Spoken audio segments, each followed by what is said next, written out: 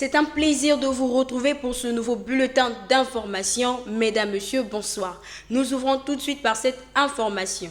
Conformément à l'article 94 de la Constitution du 25 octobre 2015, le président de la République, chef de l'État, son Excellence M. Denis Sassou Nguesso, s'adressera le 28 décembre 2021 à 10 h devant le Parlement réuni en congrès dans le cadre de son message sur l'état de la nation au Palais des Congrès.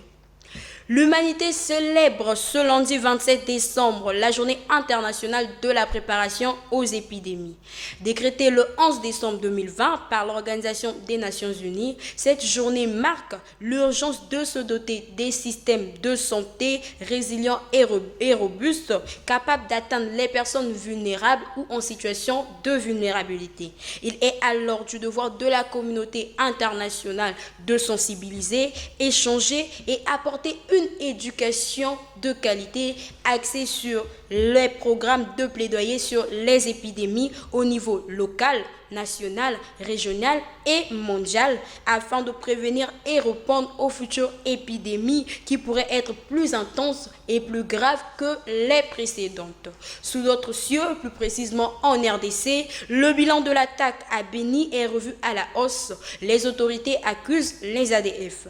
En effet, le bilan de l'attentat à la bombe qui a eu lieu à Béni au Nord Kivu le jour de Noël est passé à 8 morts et 20 blessés ce dimanche 26 décembre. Le porte-parole du gouvernement Patrick Muyaya et Constant Ndima, lieutenant général, gouverneur du Nord Kivu, ont expliqué à la presse à Kinshasa les circonstances de ce drame que le gouvernement qualifie de terroriste et islamiste. Parmi les blessés figurent entre autres 2 maires de communes de cette ville. Les autorités ont également annoncé le renforcement du dispositif sécuritaire par des barrages, des patrouilles pédestres et motorisées, des bouclages. Le couvre-feu est passé de 20 h à 19 h. Pour finir, page sombre dans ce bulletin.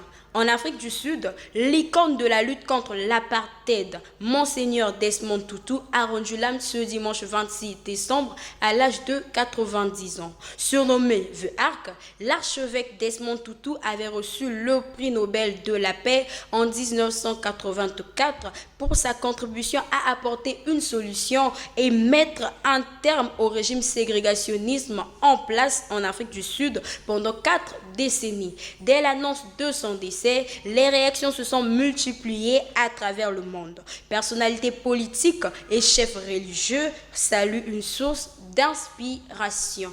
Et c'est par là que nous mettons un terme à ce bulletin d'information. Mesdames, Messieurs, merci de nous avoir suivis. Je vous donne rendez-vous demain sur la même chaîne, TPT+, la chaîne panafricaine des diasporas. D'ici peu, portez-vous bien.